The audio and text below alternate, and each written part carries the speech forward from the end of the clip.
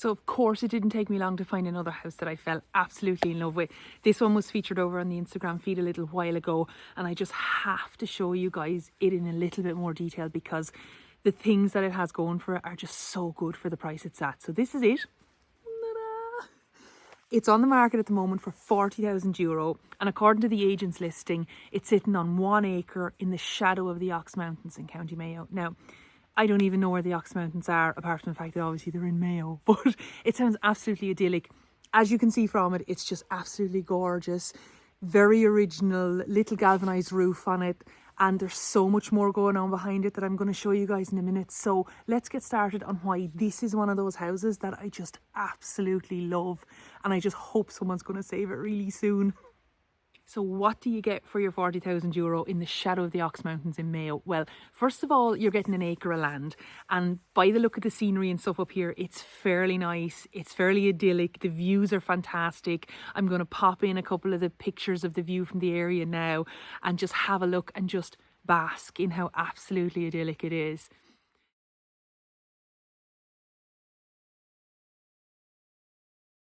Second of all, you also get a really, really private entrance. Now, it's not necessarily your entrance, but even the fact that the house is set back off the road, it's up a laneway, just gives you that little bit more privacy. If you're planning on doing anything close to off-grid living or anything that just involves having a little bit of solitude and a little bit of peace, then having an entrance that's a laneway like this up to it is just so much of a bonus. Now, obviously, there are things you need to keep in mind with entrances like this as to who owns them, who else has rights away on them and stuff, but that stuff your solicitor will look into when you're doing your searches before you close on it anyway. So just keep it in mind and don't let it put you off in the very, very early stages.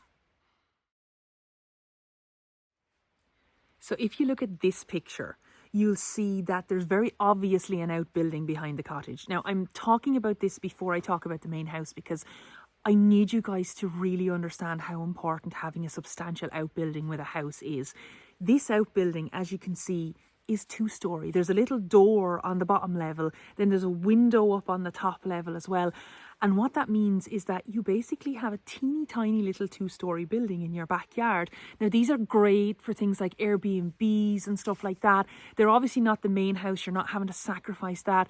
But it's this quirky little mountainside retreat that you can do, still again, totally off-grid if you want to, that just people love staying in. People love coming up and absorbing this mountain life that so much of us have to offer, and they don't really get to experience it themselves. It's also lovely for people to step back in time and experience these houses the way they would have been used. Now, obviously this was an outbuilding at some stage, but it's still a great little stone building that could be still totally solid. It has a fine roof on it. Obviously you might want to upgrade it, but the roof that it has on it at the moment has been so important in keeping the place as structurally sound looking as it has, because as soon as water starts getting in onto the top line of those walls, you know, you're basically breaking away things like lime mortar and stuff like that, which isn't like our modern cements and stuff. It just will just wash away when water gets into it over a couple of years. So this building for me is one of the major pluses when it comes to buying this house. I think the fact that it's a 2-storey outbuilding will always call to me. I love 2-storey outbuildings. But even on my property alone, like I have 10 outbuildings, you know, 6 of them are running in 2 sets of 3 long sets of sheds. And to me, I just always think of them as my little cottages, because I know that when I was in Wexford, I was looking at full houses that were the size of these little rows of sheds. And I was looking at them and they were costing over €100,000. So if you have outbuildings in a property, push the property up to the top of your list, especially if they're stone outbuildings that have been standing for 200 years, because there's a pretty good chance if you get a roof back on them or you keep the roof that's on them intact, that they're actually going to last probably another 100 years too. So let's get on to the cottage, because I know everyone wants to talk about this. So what I'm seeing at the moment is 2 windows to the left and a door in the middle, and then another window over to the right. Now, the elephant in the room here is that we're not seeing chimneys, but there is probably a pretty valid explanation for this. Like, people couldn't live in houses back in the day without some sort of a heating system.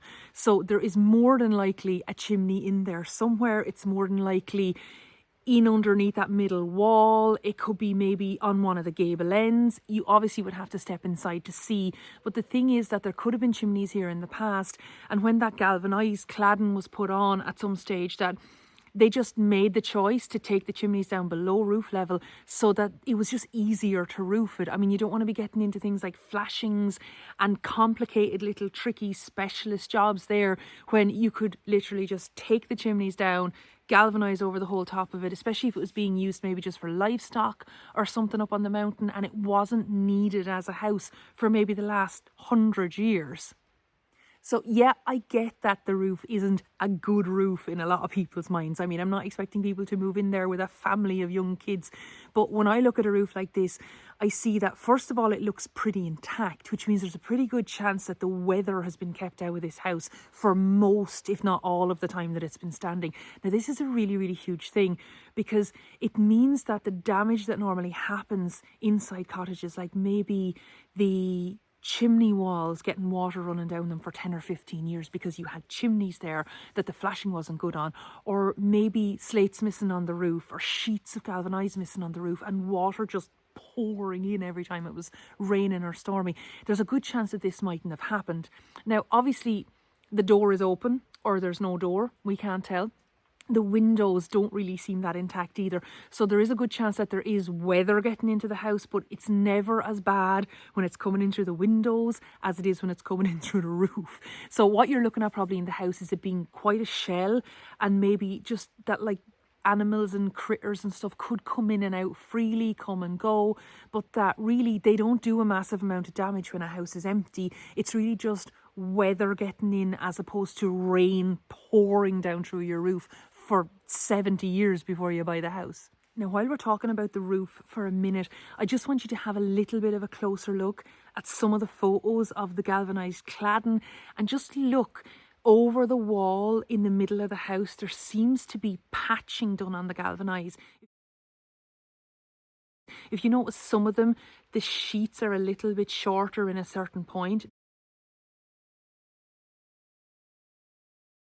Now, if we flip this picture and we turn it around to look at the back of the house, you'll see that on the same part of the wall in the back of the house, the galvanised sheeting also seems to be a little bit shorter there.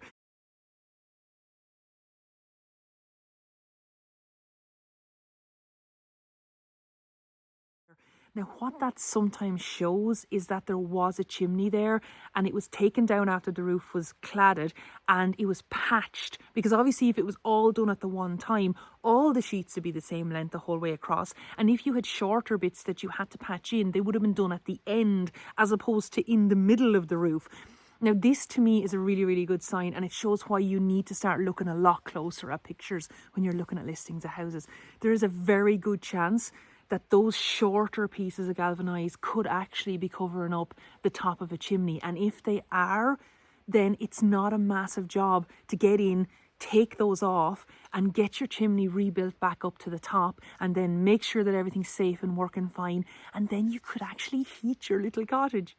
Now, although you might think that I randomly fall in love with every house like this, there are things about this one that I really, really like. Another thing that I just absolutely fell in love with was this. If you look at one of the photos of the back of the house, you'll notice that there's like a little teeny extension that crops out underneath the roof on the back. Now, it's very hard to see it. It's in two of the pictures. And if this was a house in the southeast, if it was a house in the south of Ireland, I literally never would have even taken any notice on it. But because this is a house that's in the west or the northwest, there's a pretty good shot that this is an outshot bed. And what this is a little bed that they used to build into the wall of the house beside the fireplace. And it had a solid bed attached to the walls. And sometimes it had like a little curtain along the front of it. And it might have had maybe a little window in the back. Some of them would have. And it's where the older members of the family would have slept to keep them warm because it was closest to the fire. And I'm talking pure Willy Wonka in the Chocolate Factory style. This is grandparents in the middle of the living area, so everybody can talk to them, so children can be around them. So if they're less mobile, that they have a social life and they have some way of interacting with the rest of the family. This is such an old Irish tradition, and it's so lovely, and it's one that unfortunately we've lost over the years. When I see these little extensions at the back of the houses, obviously they're too small to be a room. They're quite big as well to just be a press or a cupboard. So, I mean, I've been in houses like this before with people and they've said, oh, it's just a pantry. Well, like, we didn't have pantries in these cottages. If you see one of these and it has doors on it, and when you open it, you think, oh, this is just a cupboard, or this, but it's too big to be a cupboard. Maybe it's a room and then it's too small to be a room. There's a pretty good chance that it is actually an outshot bed, and it's one of those things that needs to be saved. I love them. I would absolutely die to have one of them in my house. I don't. I have a little window to the back of my fireplace, and obviously when you're in a farmhouse or a cottage that has very little light in it, you can't be giving up one of your windows because you really want to put one of these in. I don't think anyone actually decides to put these in nowadays, but I think they really, really should. So that's what that more than likely is in the back of that. Now, I'm going to do a little sketch and I'm going to show it to you after this to give you an idea of what the inside of one of these houses would look like with this little outshot bed. And it'll just explain it a little bit better than I am, because obviously I know what they look like and I see them all the time. So I want you guys who haven't a clue what I'm talking about to understand it. And if you ever buy a house that has one of these in it, please, please don't take it out. Don't knock it down. Don't think it's just a cupboard and keep it as a cupboard. It would have been a double bed, more than likely, or a single bed. And it was somewhere that people could keep warm. And if you're moving into a house like this and you don't have a lot of money and you also need to stay warm during your first winters there, you literally could sleep in there. You could set the timbers back up again. You could bring your duvet and all your pillows and you light your fire or put your little stove in. And you could sleep there the same way people did hundreds of years ago. Is that not the most beautiful thing in the whole world? Oh, now I want to buy the house even more than I wanted to buy it before I made this video.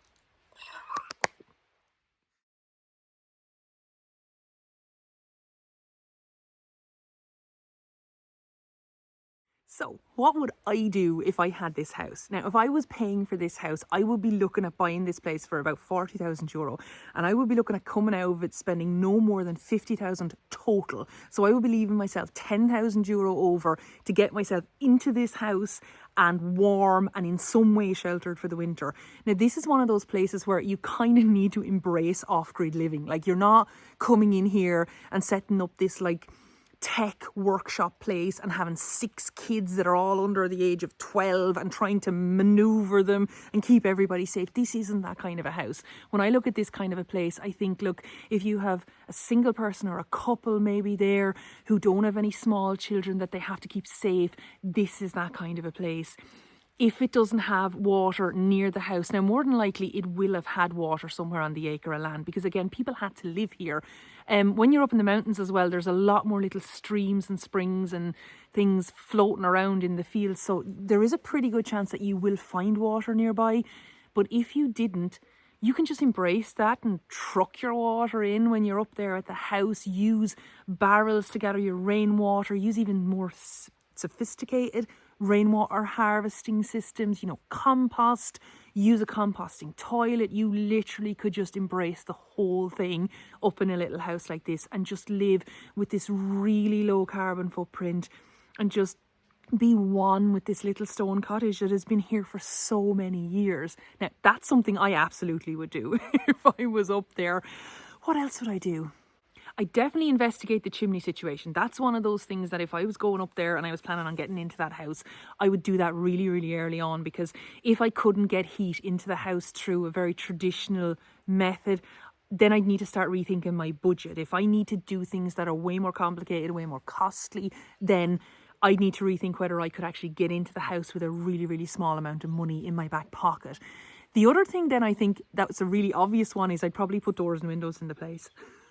Now, there's small windows, and obviously a door is a door. So even a boarded door that's handmade, a solid wood door, would be absolutely great. I mean, we've made them ourselves for our house. They're not super complicated. If you just Google how to make a braced door, it's just one of those things that anybody can do. And if it's in your house and it's not in a house you're doing for a client, you'll be a lot more forgiving of the finishes and stuff like that on it if you saw some of our doors that we made.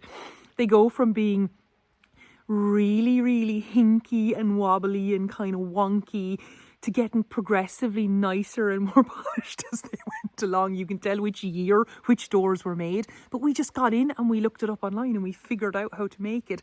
And luckily enough, there were doors in the house already left over on rooms upstairs that we could just use as a guide as to how they were put together. And you know, that's the same with this house. Like, there could be doors and things inside still that you'll be able to get an idea of how they were made and then try and replicate them as best you can. So in that first year, when you're in a house like this, if that galvanized that's on the house at the moment is keeping the place dry and it's intact and it's solid, and as you can see, it's obviously stayed on the house for quite a long time, then just leave it there. You know, like, you don't have to go and pull the whole thing off and then in turn pull all the roof timbers off and end up spending maybe 20 to 30,000 euro putting a roof on a house that didn't even cost you hardly that in the first place. So get in and see, is there a chance that you can actually survive with the house as it is? There's every chance there could be a full thatched roof under that galvanized. You just don't know. It could just be timbers. I know when I came to my place, I had a modern roof that had been put on my house, I think in maybe the 70s or the 60s. The house had been risen from being a cottage to being a 2-story farmhouse. And in one side of the house, one of the rooms that they never used, the whole roof timbers of the old house were actually still there. And as we took them down to reclaim that room when we moved in, they were just big trees cut in semicircular cuts in them, and they had pegs holding them together. This is old stuff. They were so dry, they were still so solid, and they were obviously just left in the room because the guys had no need for the room, or maybe they didn't have the money to actually do up that room, and the whole structure of the roof was just left there with a brand new roof with regular modern shaped planks just sitting maybe a foot above it in the room. It's so bizarre. Get in there, inspect the roof, have a look at it, and remember, if you can live in it and you think you'll be safe and you think the work that you can do in it will get you into a better position than you're in right now, then go for it. And don't listen to anybody. Like, seriously, don't. A lot of people who judge us for liking houses like this and who tell you not to move into them are people who are living in 200,000 euro houses and they've really big mortgages and their houses are just very up to spec, as they call it. They're very up to these high modern standards and they would never dream of downgrading and living in a house like this. But then a lot of us that are looking at these houses, we could be living in rentals that have no heating. We could be living in rentals that have dodgy plumbing, that have very little space. And a house like this, what it could give you is maybe the chance to heat your house where you have control over your heating bills yourself. Maybe it gives you the chance to not live with somebody that irritates the hell out of you. Maybe it gives you the chance to have outside space when you've lived in an apartment your whole life and never dreamed that you could have an acre of a mountain in Mayo that was your own. Like, this is the kind of stuff that we as buyers need to be thinking of, and we need to stop letting people turn us off these houses when they would never dream of living in a house like this, no matter how good a quality it was. These people are not the people that need to be making the decisions. We need to be. And I need you all to be brave and look at little houses like this from a totally different point of view than most people in Ireland will look at them from. And that's when you're going to end up in a house in 10 years' time that's way less of a mortgage payment than what people have now. Maybe no mortgage payment at all.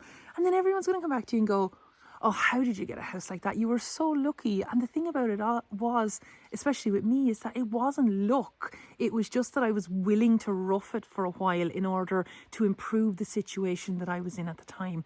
And that's really all it was. And that's all you guys need to do. I am going to stop jabbering. I jabber so much. So that's the house. I hope you enjoyed it. I'm going to start putting up more properties like this here on YouTube. I think it just gives me this little chance to talk through them a lot more with you guys and maybe just convince you to buy them, because I feel like just little comments under Instagram posts just don't do as much justice as this. If you have any questions, put them below. Obviously, I'm not the person selling the house. I'm not getting paid anything to do this. This is just purely properties that I love. It's always been this way. It will always be this way. If you've anything you need to know, I will try my best to help, and maybe even some of the other viewers might be able to help you in the comments below. And yeah, that's it. Don't forget to subscribe. Don't forget to hit the little thumbs up if you like this and if you want to see more like this, where we're talking about very specific properties that are on the market at the moment. Yeah, so until next time.